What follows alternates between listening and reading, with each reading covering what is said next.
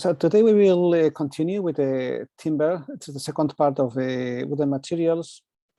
And you know, it is quite complex. I see for this morning text test that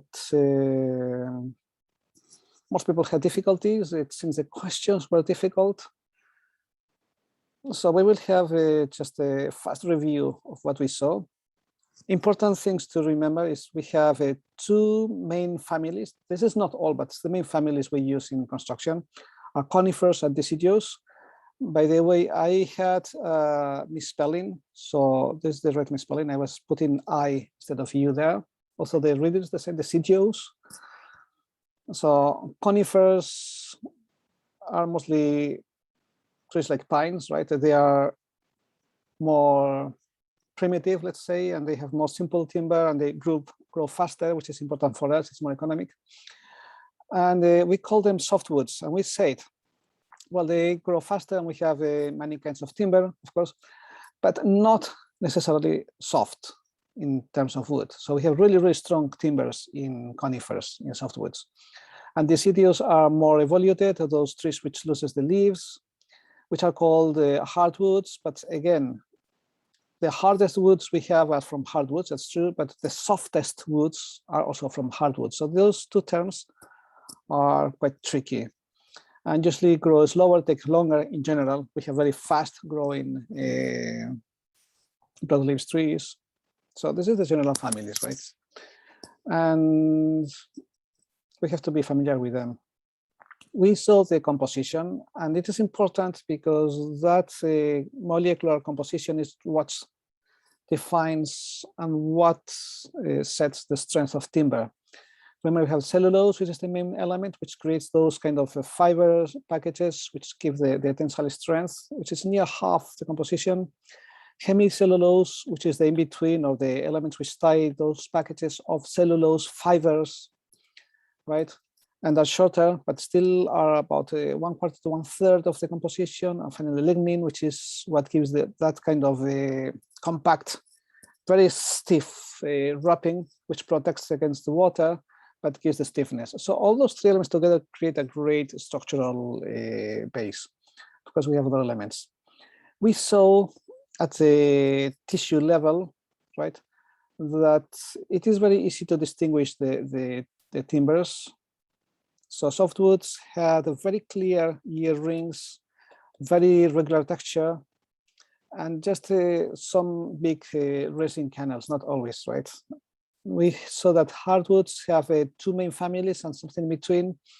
They have much more complex texture. They have many more varieties of cells and tissues, but still ring porous, the rings, the spring rings, right? The springtime makes clear the ear rings. We have the diffuse porous, in which those ear rings exist, but they are not so clear. They have vessels all year round, and we have many species in between. So we have a very, very important tip to distinguish timber kinds just by the eye. We saw that we have not to confuse sapwood with softwood and hardwood with hardwood. The hardwood is the part of the tree which is already dead, which is very stiff, has all the lignin already. And it is larger in adult trees, of course. And the sapwood, which is the alive or the young timber, which is softer, more porous, and we usually do not use for structure, right? We take out, and this is the hard, the stiff part, which we use for structure. Remember, we have the acidic component of the timber, so we have to be careful with the metal connections. And important, you have to be very clear you are familiar with each of the cuts, because generally we don't see the trunk, we see the cut wood, right? So knowing the fibers patterns, we will know which kind of cut it is, and we will be able to know more or less their performance against the deformations we will see later. Timber has irregularities, it's natural, and one of the irregularities are the knots. Especially important is the dead knots, which we have to consider as really a hole in the timber, a big defect in terms of structure. and other performances. And we saw, and I think we asked today about the back and belly. So trees have a wider ear rings on the side of the sunshine. And they have another kind, it's similar, but it's different, right? And it was a question also, I think, the reaction wood, which when they have a kind of mechanical imbalance, they are on a slope. Conifers create a compression timber, right, on the lower part, and the broad leaves or deciduous create tension timber on the back, right? This is different ways of doing, but the difference between the belly of sunshine and those reaction woods is that the wood quality is different. In the case of the belly, just the rings are more separated, so you can expect the timber to be less compact, less stiff in that area. In the case of reaction wood, the timber in conifers becomes very, very stiff, very, very solid, very rigid. And in terms of the broadleaf, it's the opposite. It's so fibrous, it becomes almost impossible to cut them, right? So we stopped here, and we had a list of trees. The species of trees are enormous, and actually many of those are families, right? So we'll mention just the most common. This is the ones I put in blue. Douglas fir is the typical pine you will import from the States. It is very, very common species of pine. And you will see what we said. You have the radial cut, I will change the color, radial cut, tangential cut, and transversal cut. And you see what I said, the texture is very soft, very regular, and the ear rings in each cut are very easy to see. You will see sometimes those kind of resin channels, and that's all. And usually the timber is clear. You can see here a live knot, it's not separated. I gave some translations. I didn't find actually the Korean for this, but it's a typical American pine. The density is around half of water, right? And this is very common, so it's very strong and stiff. This is why I tell you not to get confused with the term of softwood. Yeah. Douglas fir, Oregon pine is really good, really strong timber and dense. Scots pine is another kind. It's very close to the Korean pine, I think, Scots pine. And you can see, again, texture is very, very regular. And you can see just the resin channels at some point. Density is the similar, and it is used in construction and furniture. And I could show many. So those two are the most common. In hardwoods, you have more examples in the full handout of the timber. We have a larger variety because the species of it is much more evaluated.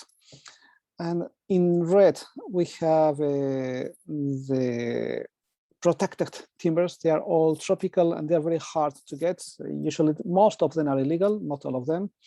We still have some tropical timbers, right, which are also well used, and those three are the most popular: the beech, ash, and oak. So this is the beech. We have again, this is a huge family, and we have a lot of varieties. This is the European beech, and you see in this case, even though in the transversal cut, we can see the ring lines. They are like quite diffuse. They're not so clear. And the beech has a very characteristic texture of a small rays being parallel to the earrings, right? That's very typical. And beech is the timber which you will see in imitations, that fake printed plastic with timber pattern. It is the most common in Korea. So in most fake timbers you will see, you will have the beech imitation. It is more dense than the ones we saw, and actually it is very stiff. The grain is fine, which is very nice texture. and it is very easy to use. So you will see it in interiors, in building, veneers, finishing, boats, and almost anywhere which needs strength. I put different species, the American, and again, American beech is, we have families, so it's not exactly the same, but you can see characteristics show there. In the transversal cut, see how clearly we see the rays, which are important elements.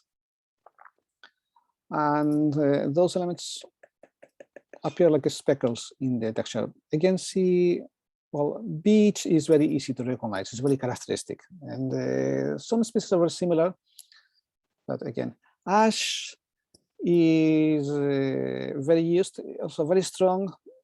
It has also very fine grain, very clear rim porous timber, right? And is also very dense, and it's very elastic, so it is very good for elements which need strong structural characteristics. But I didn't see them so much used in structures, more for interiors, floorings, and so on. And well, you have again many varieties of ash. So this is 3 varieties I could photograph. So you see how much they change, but still you see the texture is very different from beech. In the curly will be a bit similar to oak, we will see now. Oak may be the king of timbers. And again, we have American oak, European oak, and even in America, we have many species with different characteristics, but in general, oak is again very dense. You see there, if the pine trees we're using in the 500 kilograms, the hardwoods we use more than the 700, and can be used for almost everything. You see red oak is less strong against the exterior, but white oak has a better protection against the insects and humidity, so you can use it in exteriors, and it's very strong. You will see that it also shows the rays, very diffuse ear rings, but the aspect is very different from beech, right? You see the transversal cut and another tangential cut in which you see the rays, and those thin lines you will see, right, concentrating, are the vessels. They're so big that you can see them by the bare eye. And these are other varieties, right? As in beech, the rays are very strong, very clear. And you can see, again, those vessels with the naked eye. This is the ear rings, which are a bit darker or changed in color, but you can see those rays cutting, right? And you see the texture and the pattern is very much complex than in the case of the conifers. I have an example, and this is one place I think most of you know. You usually have a tropical timber, not sure of what, but see, this is the natural timber veneer, and this is the imitation in plastic. The part in which people step, they're not using the natural veneer. So this is usually a chipboard or fiberboard with a veneer on the top, right?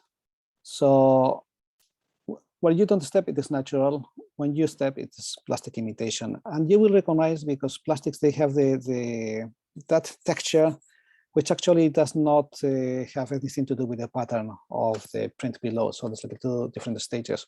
Whereas the natural timber is much more random and much more soft in that sense. So it's important you know to distinguish the plastics from real timbers. And by the eye, by the touch, of course, it's easier, but by the eye, you will see them. Again, this is just a few examples. You have much more variety and all the variations in the handout. We have to continue with the lecture. So we will see some properties which are important. And as usual, the density, the strength, and then the timber moves a lot with temperature and the moisture. So you have to see 3 things about timber. This is a table of density. So we have softwoods and the hardwoods. You see, we have much more variety of hardwoods. As we said, it's more evoluted, less of softwoods. But you see the most dense timbers are most of them tropical, right? And some of them from this point on are heavier than water. So those timbers will sink in water, right? But we see that also the lightest, less dense timber is also hardwood. And most timbers we use are in the range of 700 to 400 kilos. And we have those densities and those compactness in both families. This is why in practical terms, the difference between hardwoods and softwoods in terms of the density of strength is not so great. Right. So again, you don't need to memorize things, but it's not bad you are familiar telling, okay, most of the hardwoods we use, right, are in the order of 700 kilograms, and most of the softwoods we use are in the 500 range, right? And probably we can go until 400. So you have an idea of the densities we use. And now we can have an idea just mentally comparing to steel, for example, which is near 8 kilograms, 7.8 per liter. Stones, which we remember the same as concrete, around 2.5, can go from 2 to 3. And now timbers, which usually like 700 kilograms per cubic meter to 400 and so on. But we know we have much, much denser timbers. So important to know the weight of things, because not only because we have to know how much the materials weigh for structural calculations, but also to have an idea of that weight to strength ratio, so we know how efficient are our structures. Strength is important. We cannot go much in detail. This is really, really a science. But important thing is that cellulose itself is extremely strong. It's unbelievable. We cannot even dream to have steel of that strength. 7,000 megapascal is enormous, but this is the pure fiber. Okay, we already explained why the polymers were so strong, right? That long chains do not depend only on the strength of each connection, but the addition of those 10,000 links will add for a lot of energy they can absorb before they break. And that energy is the keyword, right? Which actually has been included in very modern structural calculation, mostly after the war. Elasticity is great, and we calculate with elasticity all those moments and shear, and those tensions are by the loss of elasticity. But elasticity does not explain everything, and the key word is energy.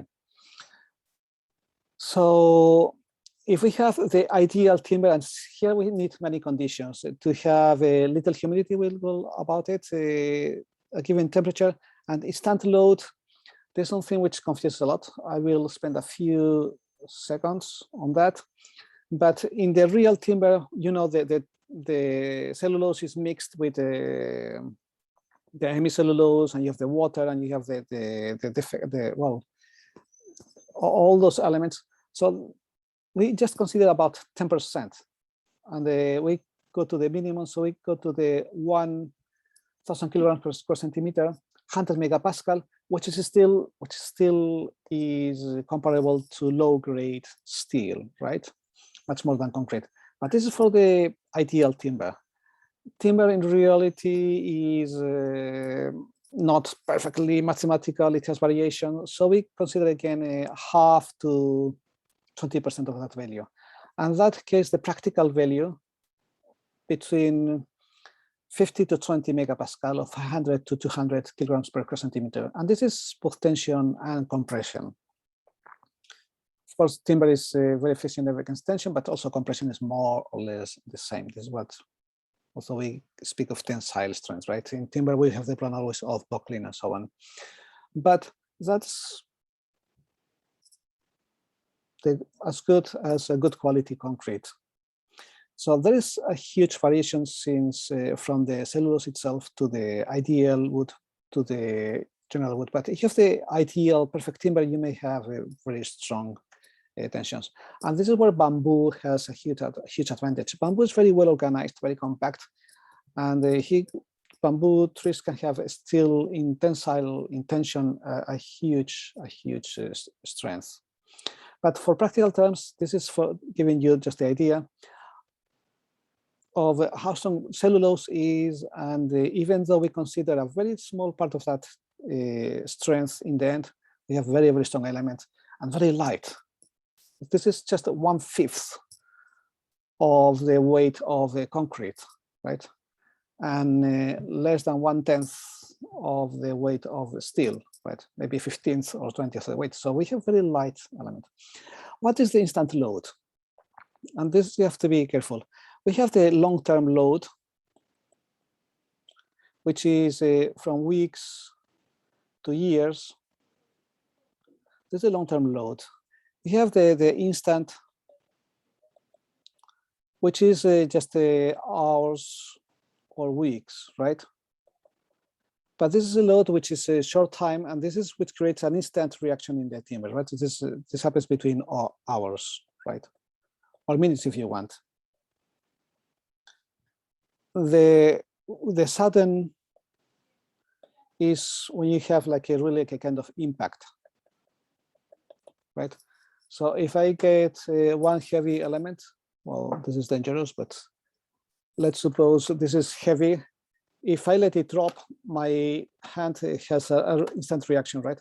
But if I put slowly, I have a much gentle reaction. This slowly position is what we call instant. Long term will be me holding this for months. Eventually, I would get tired. So don't get confused, because usually in structures, I know in calculation, you compare those two, and you say sudden impact creates a very initial stress in the structure, and you will have a very bad reply. So you have to make a slow addition of the loads, so the elasticity can make its work properly, right? But in this case, we're comparing that soft loading with the long term. We're speaking of, especially in the case of timber of years, okay? Careful with that, because usually the instant and long term, we never ask for this in the questions, but usually those long term and instant are things which appear in the loads. And this is why, because we have the creep, that's a long term deformation. So timber, we didn't comment, but that happens to some extent in concrete, right? With the time, those molecules, those links get a bit relaxed, and they start losing strength. So in loads which are very long, and we said in terms of months or years, we consider even just half the strength. And this is what is counterintuitive, right? In such as say like a fast loading, you consider half the strength or twice the load. In the case of timber especially, we see plastics, they have the same nature. Long-term loads, the structure will release, so the performance will be worse than in what we call instant, which we know is not instant, it's just compared to that long term. So if we have to have long-term loads, we have the final strength we consider about 25 to 10 megapascal, which is the practical part. So this is what you need to remember, right? About 25 to 10 megapascals, depending on the strength. So you see there's a huge range, will change a lot. And this is what we see. If you have old roofs, when you fabricate them, they are perfectly straight. But after years and years, and this may be dozens of years, the timber gets relaxed, right? And maybe with long-term snow and other loads, the timber does not break, but gets that deformation. Eventually, it breaks, of course, if we have very much in the limit. We have a variation with temperature. And this happens with all polymers. We saw, for example, that steel, when it is very cold, becomes stiff. When it is very hot, it loses strength. That happens with timber also, but much more. So as the temperature raises, the timber also loses strength. We can consider that 1 degree reduces 1% that ideal strength we consider. And usually we give the strength of 20 centigrades. In the case of steel, we have a much wider range of strength, so we didn't worry about the temperature. Only we said in very low temperatures, very careful with that elasticity.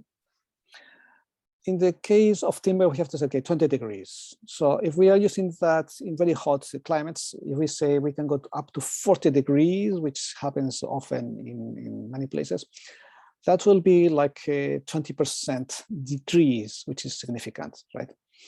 And curiously, in colder areas, it becomes also stronger, but also stiffer. That's something you have to be careful. Moisture is also important. So there is a point of a saturation, right? The strength. So the saturated timber will be about 20% at the real strength. And then the driest it is, the more close it will go to the maximum stress possibility.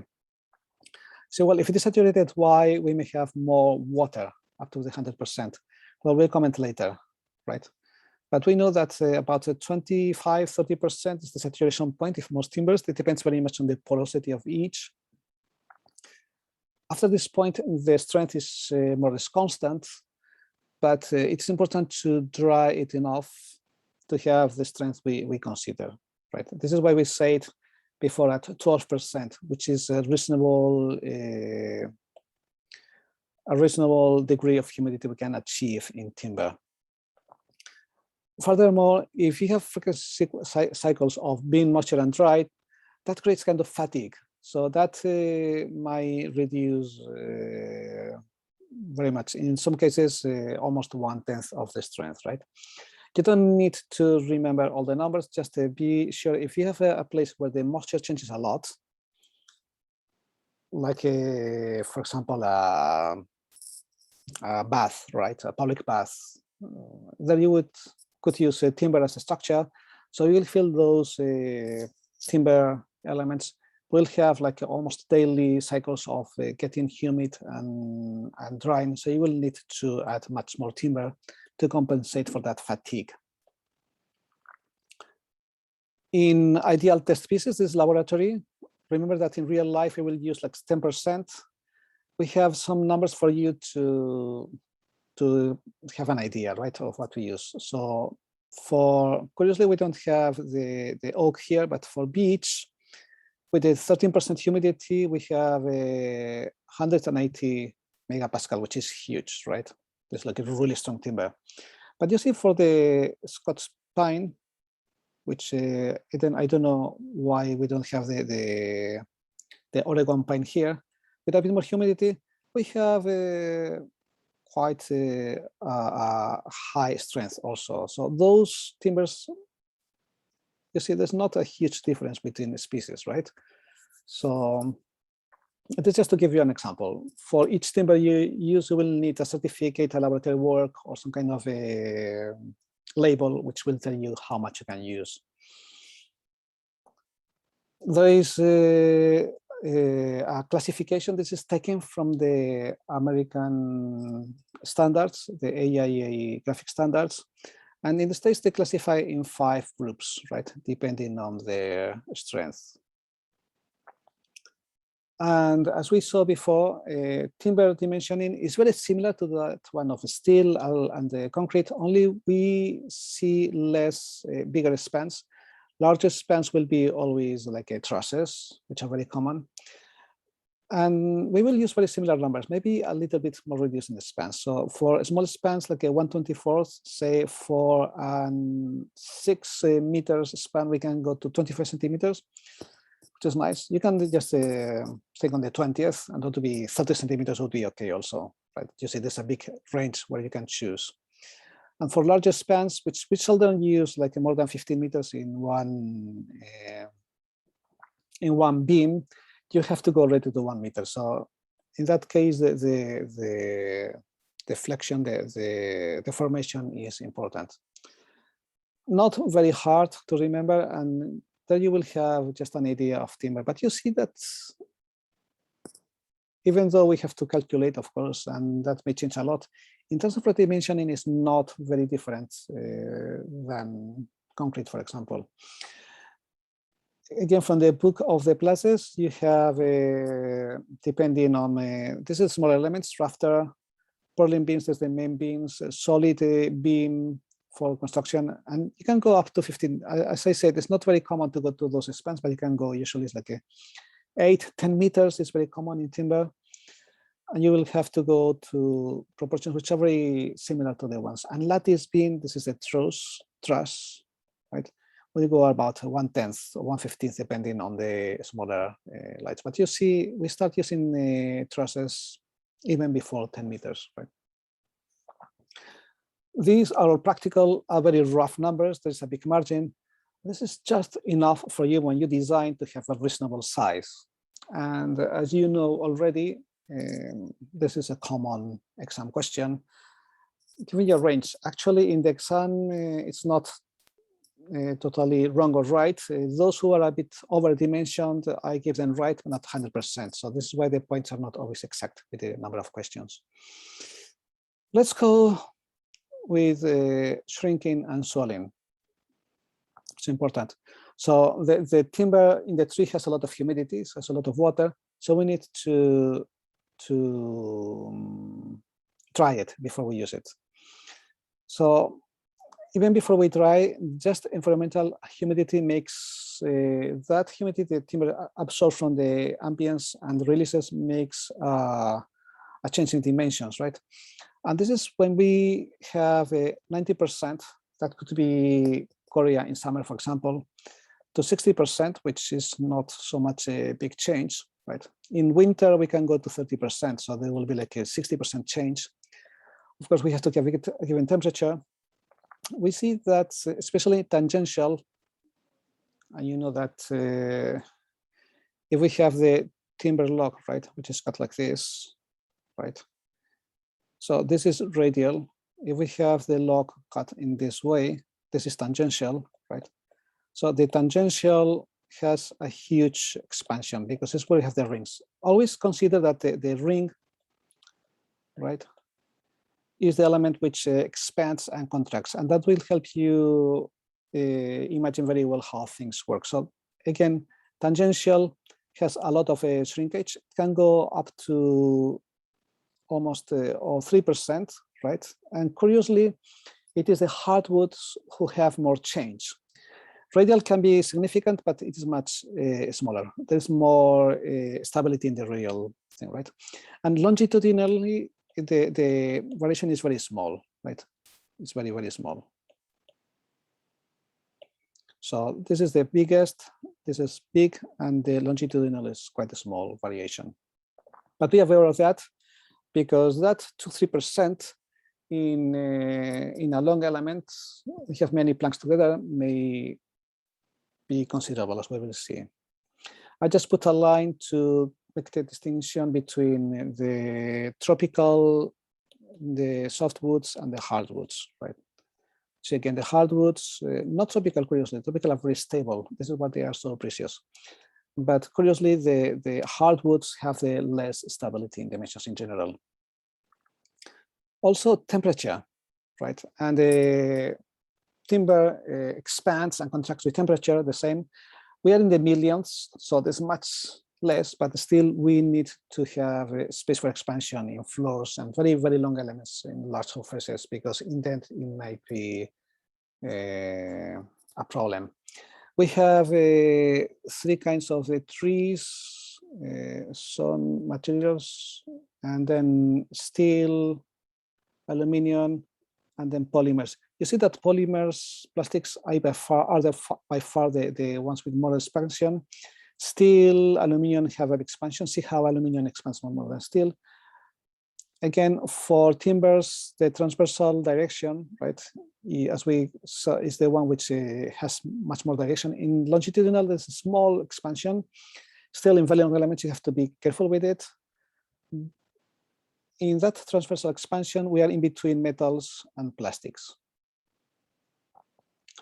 And that ends the basic properties. So maybe it was a bit fast, maybe it was a bit slow, I don't know.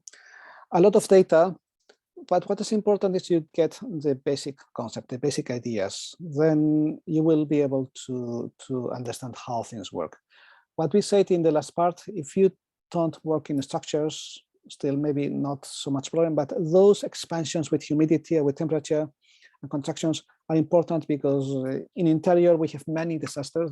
They're not fatal, so it's just an economical problem, but you will have difficulties using timber. And that's general data. As you see, that changes a lot from families, and within the families, there are so many different species, right? Even if we speak of oak or pine, like thousands, maybe thousands more, but dozens of species of each kind. Let's continue with the processing. It's important.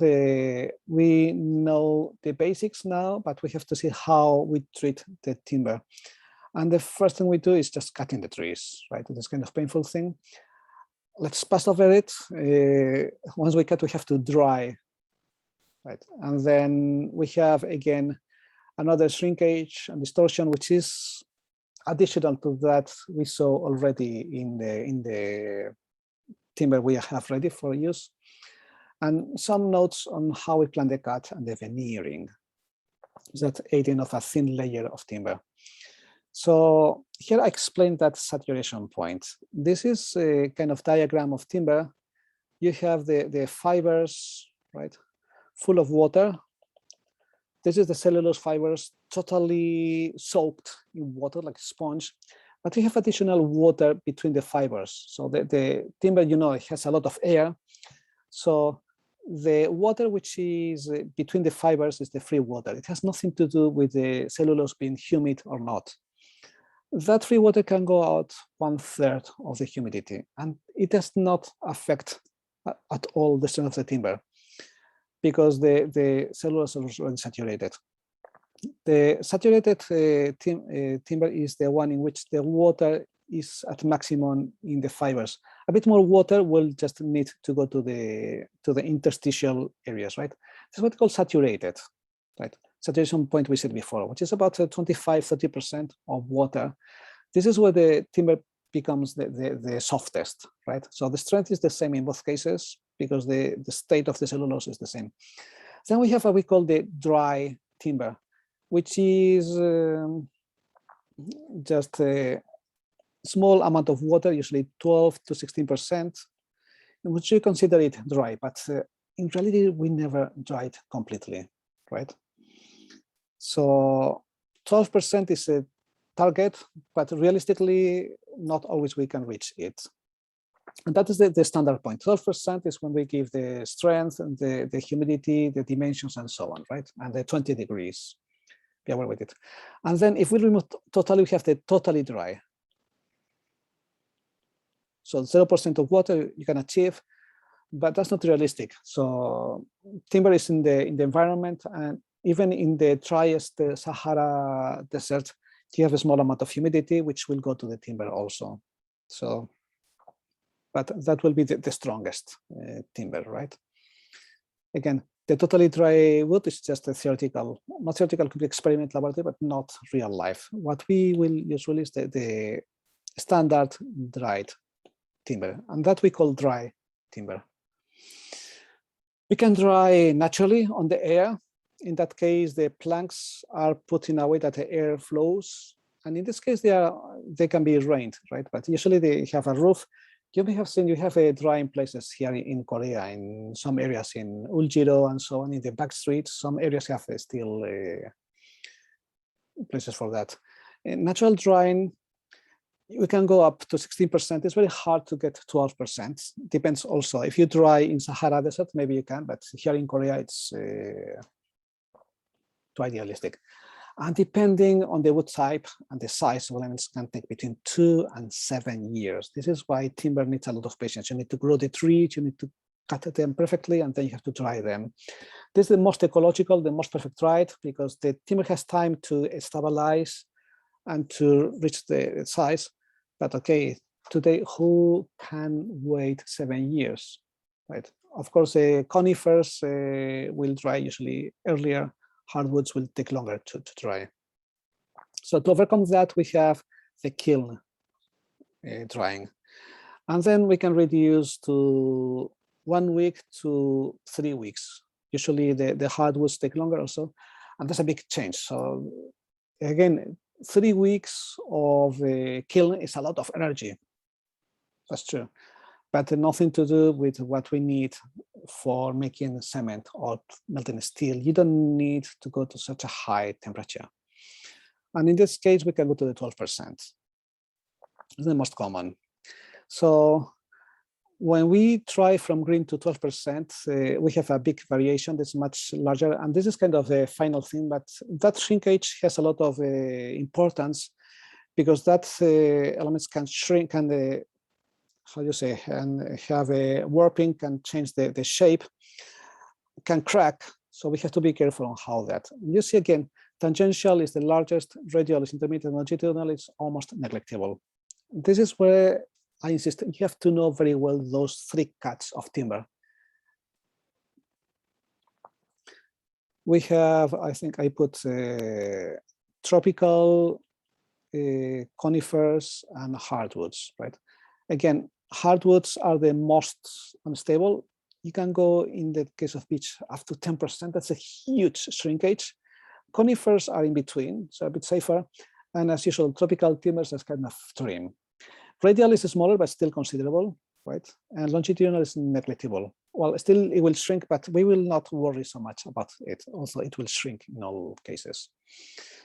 So for shrinking, there's many tricks. One is to cut some grooves, so the timber will have a release of tension and it will not crack anywhere else. So you will have the deformation, and you see it is the fibers who just shrink. So when they are longer, we have the most shrinkage, right? In very long elements, you may have 4 grooves, so you have less tension there. And this is how it results in the end. You see you have the groove, but in some parts the crack goes through, but you don't weight much timber. You see, this is a Japanese technique. Other techniques in the book are just waiting for it, so cutting it smaller, and once it shrinks, just cut whatever is left. And you will see the longer fibers will have more shrinkage, and the shorter part will have less shrinkage. So with this idea, you will have an image of how it will shrink. For example, important in planks, right?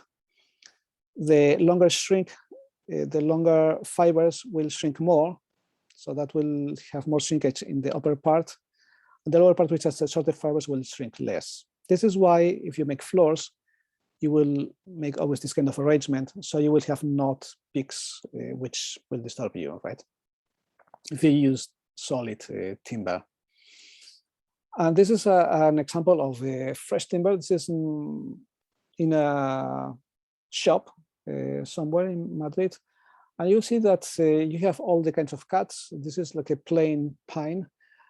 And you'll see even though they are already treated and dried, you'll see that there is small deformation, as we already commented. So whereas the radial will have almost no much deformation. So it's interesting to see how things happen in the real world. Here you have more examples to tell you more cases of shrinkage deformation, but again, following the fibers, right, will tell you how things will shrink. The longer the fiber is, the more shrinkage you will have. And this is the same image, but just by the American standards, right? So you have the English names. In some cases, if the elements are smaller, you don't need to make the grooves, just wait for it to deform. And then once it is dried, just cut, but it is not straight. So you have the perfect piece of timber. That timber, again, this is 12%. So that will still expand and contract with the humidity of the environment, but that will be smaller. What we did first dried from green to useful is like really traumatic. It's like really exaggerate. And then, well, this is more the environment. This is here in Korea, but you will have always to leave some kind of gaps, right, in the timber, especially again in the tangential, right, or radial, because we have mixed cuts here. Not so much in the longitudinal, but still, if you have very hard timber in long distances, that can be also distinguishable. So this is why the timber floor or timber needs always gaps.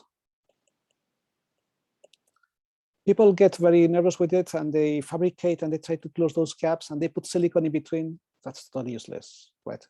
Timber is naturally having gaps, and that's in the nature of the timber construction. This is an example. I think this is the only famous building we have here because we are so concentrated on the material, but Álvaro Siza, the Mimesis Museum in Paju, fantastic building here. If you didn't go, just go to see it. Not only in terms of material, the concrete use is very good, the timber inside, the light especially is natural light. But this is the most famous space. This is the second floor exhibition space. And the floor of this flooring is timber. And well, you see that it has a lot of slits. So that happened every 5 to 6 meters. We went to see it in early spring, I think. No, that was fall semester. So probably it was September or so, right? So or October. So already the atmosphere was dry. So the timber was shrinking. You can see, but there's a huge distance. Very seldom we will make a floor so large. So when it dries, you have this kind of lines of slits all the time. And this is not a problem. People get nervous with it, but this is normal. When you put the timber in winter, you have to leave this kind of a slit. Otherwise, in summer, when it swells, you will have problems, as it happened here. This is a restaurant here in Seoul. And in this case, they were very careful. This very small size, right?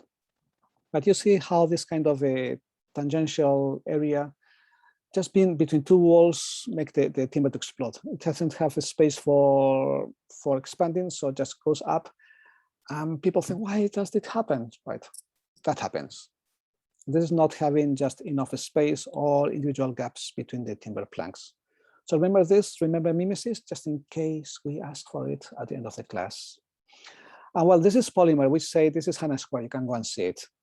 Polymer just shrinks in all directions. And fortunately, it was maybe done in a very cold period. And the shrinkage is exaggerated, right? Fortunately, they have the gap. Otherwise, in summer, it would just explode. And we have just kind of bumpy floor there. Those bumpy floors, especially in timber and especially in those polymer, this is imitation. This is not a real timber. As we said, polymers expand much more than timber, and they are quite dangerous. Dangerous in the case of you would have a spoiled interior. And of course, this is to exaggerate. This is not nice. It looks quite ugly. Then once we are aware of it, we have to plan the cutting, right? This depends very much on the species of timber, the size of the trunks, and the use we will have. The first thing we do is to remove the sapwood, that softer part, which is usually used or veneers or non-structural or paper, depends on the timber also.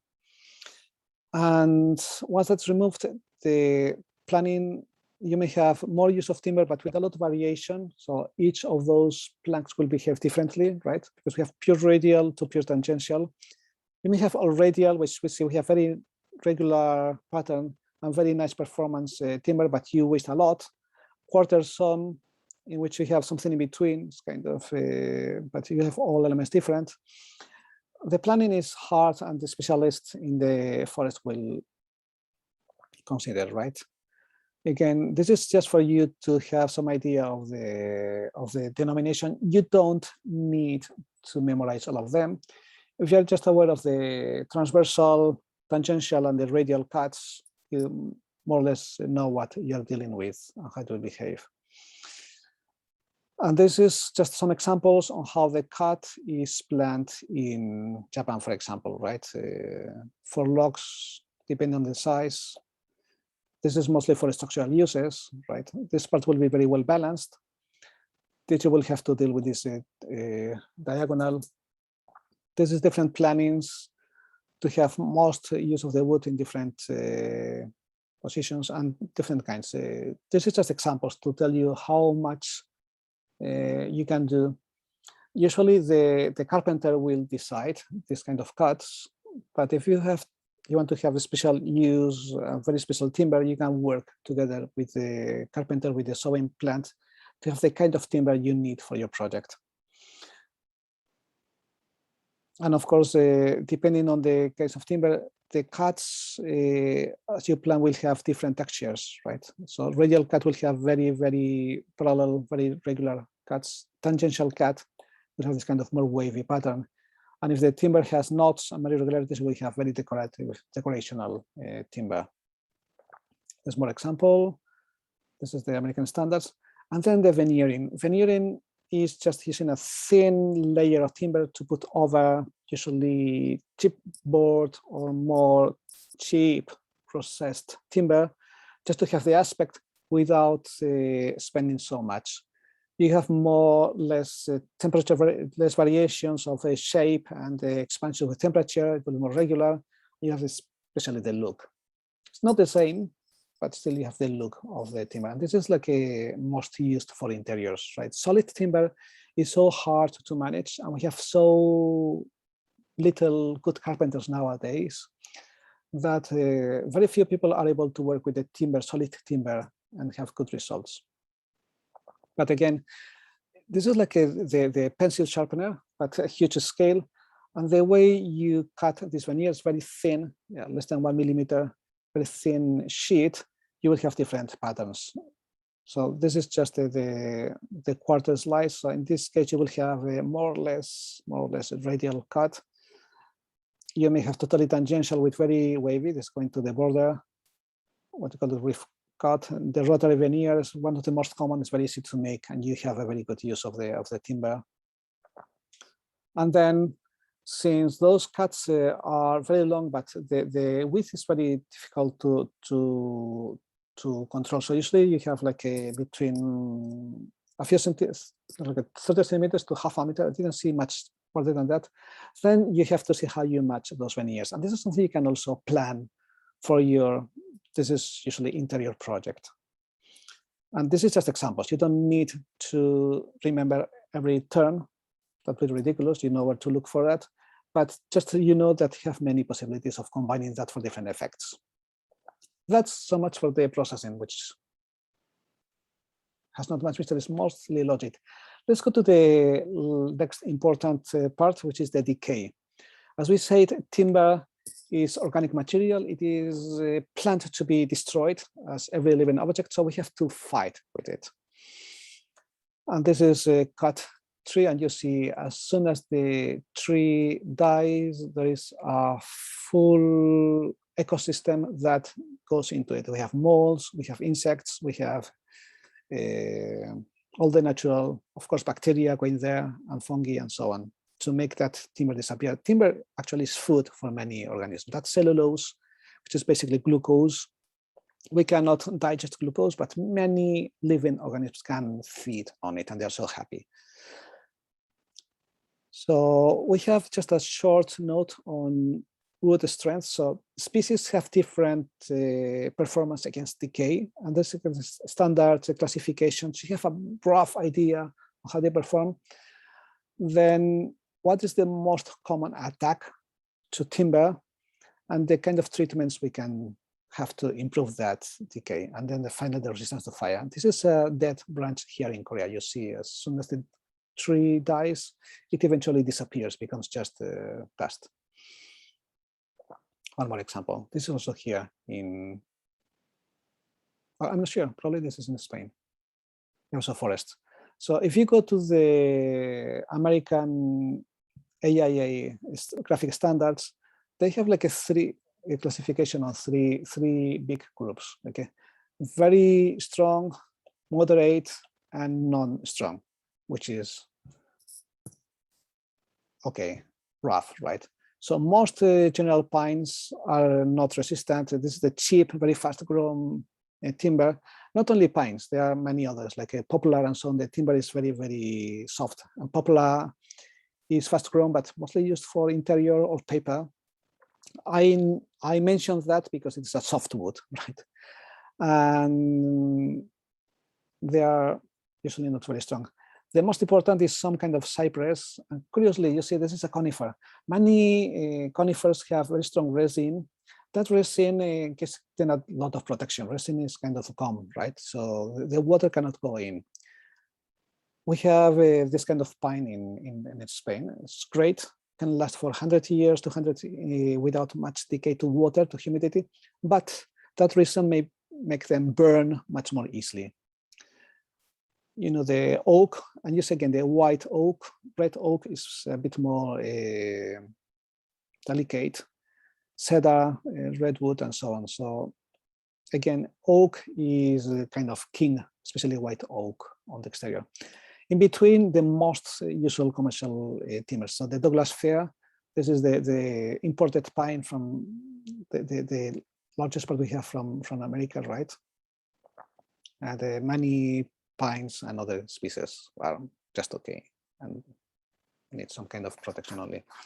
But let's see what happens with the timber. Now that we have a general idea, that's too rough. You would have to really research the specific species of timber you are using, especially if they want to be in the exterior.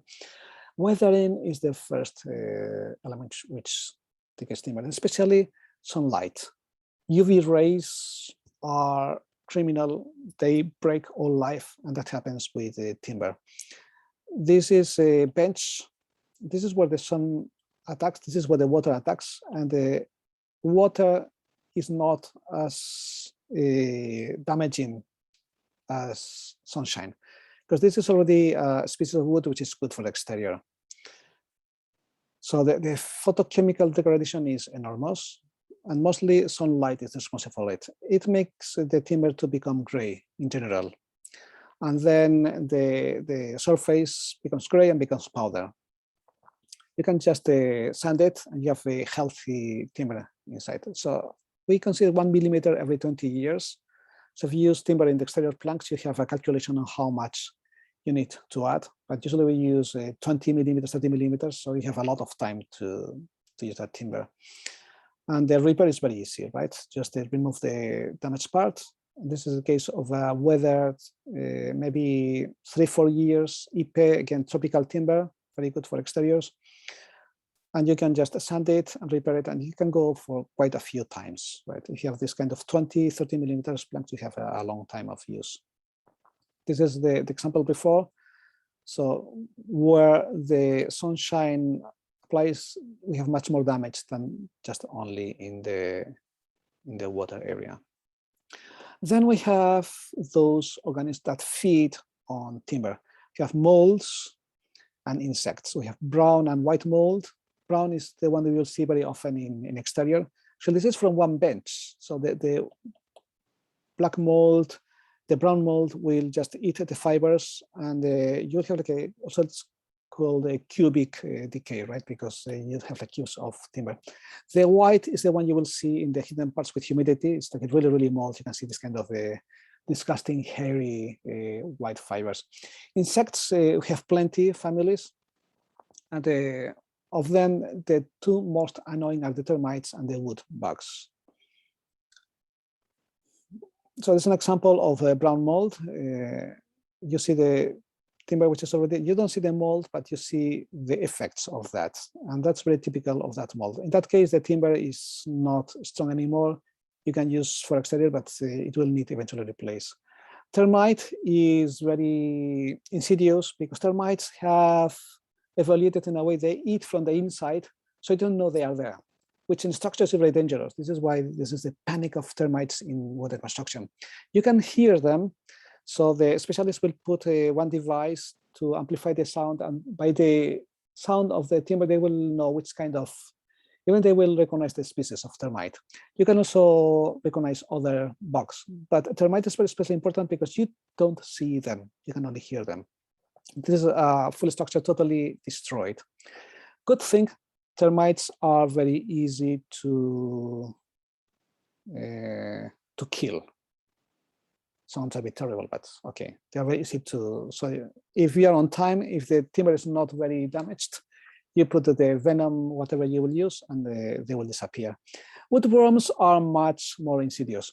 We can know because they have this kind of holes. Actually, the bug is very tiny, about 3-4 millimeters, flying insect that put eggs inside the timber.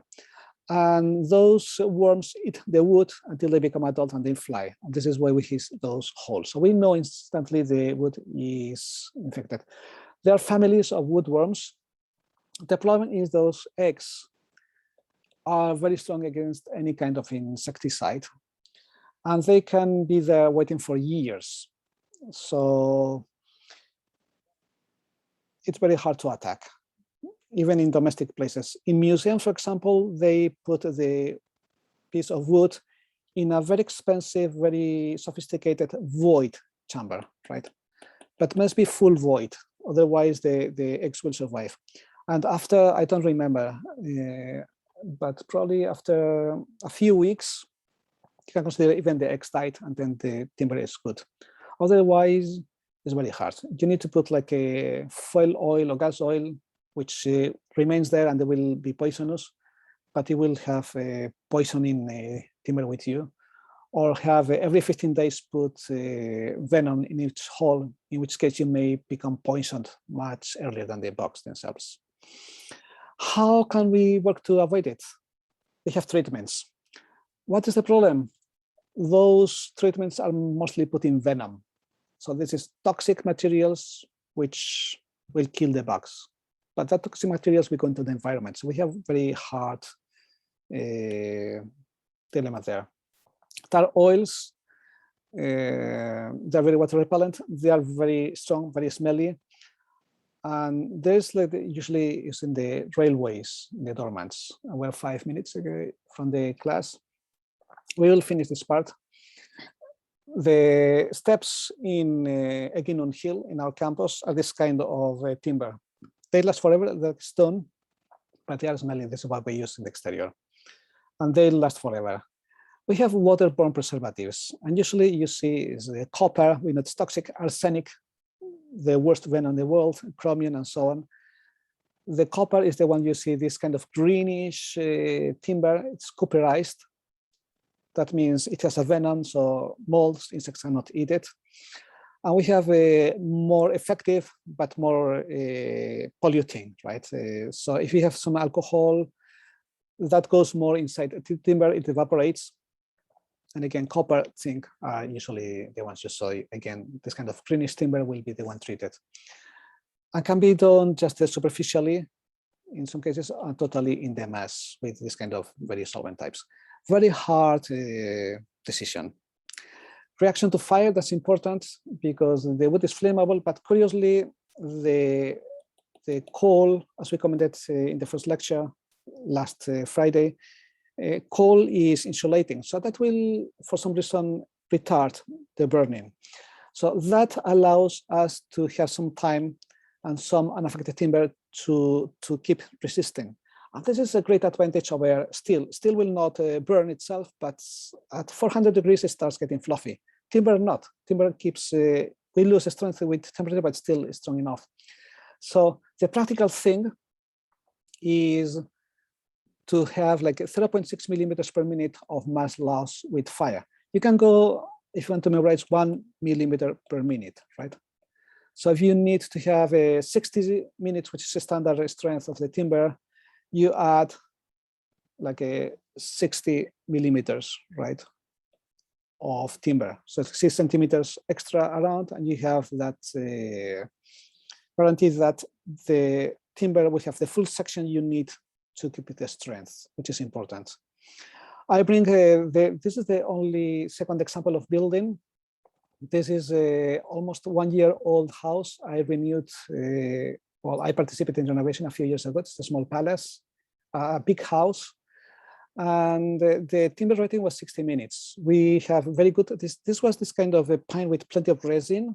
So it was very healthy, but very flammable. So we protected it with additional timber, right? I don't remember, probably it was plywood, to have this extra time for those 6 centimeters of, actually it was a bit less. And curiously, 14 years after it was finished, it had a fire. But the problem is that it was in the beach. It was a beach time, it's summer. So firemen could not cross the beach. It was full of cars. So they took 90 minutes. And the truck was spoiled. So they needed to call a fireman from the city, which was like a 60, 70 kilometers away. So the fire went there for much, much longer time. So it was over 120 minutes. In that case, the roof was spoiled. Actually, it was through the windows, the weak point, but the fire did not expand around the building. So in a timber building without protection, it would have burned all the time. So that's the importance of that, previewing that firemen are not always perfect. That may happen anywhere. Well, that I know, it is the only building I did which had a fire.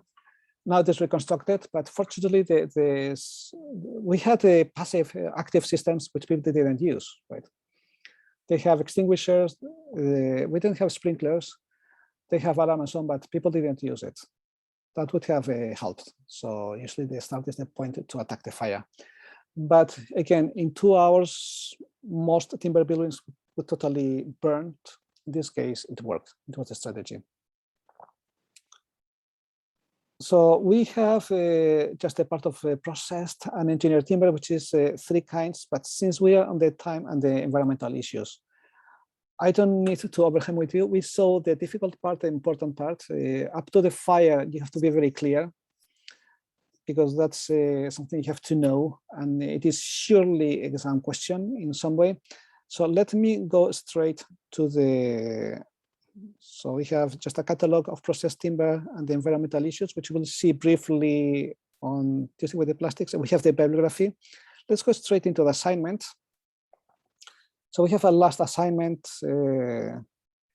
on timber, right? Assignment 6. We'll submit after midterm, right? And you know you have still 1 week extra to submit it. And the question is the same: near school, house of work. But please, I see many of you are putting a full sheet on a door handle or in a door stopper. It's not very useful, right? Or very, very simple details, which you say, okay, this is a steel door, and just the material is steel and it is strong. That means nothing. So you don't need to go too complex. So you have something you understand, but nothing too simple or obvious. If you see your assignments, apart from the quality of the drawing, which I appreciate, but if what you say in the, I need battery for the last minute, if you see that whatever you say in the assignment can be said by elementary school children, sometimes kindergarten, you have to worry if you are doing something interesting or important. Putting a window and telling you this is this is metal and this is glass. You say metal supports the glass is transparent and gives light. That's like a kindergarten, right? So please, something which is instructive, inspiring, helps you, right? And please be graphic. This is not an essay. Still, some of you are making an effort, but still writing too much. Important things to be graphic. That's for the assignment. And now we have to finish. So please go to Blackboard and make the final test. And if you have any question, please ask in the chat or by email. And after you finish, you can leave, of course, and say goodbye if you want. Good luck.